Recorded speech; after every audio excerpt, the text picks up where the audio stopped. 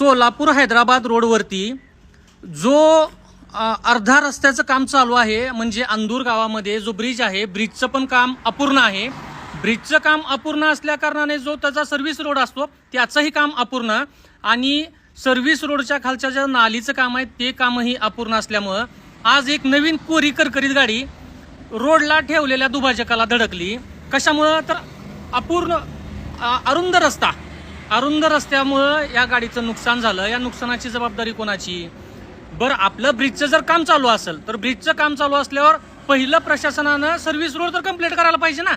Service रोडही अपूर्ण आहे, याच्यामुळे असे अपघात होईलेत. आणि दोन्ही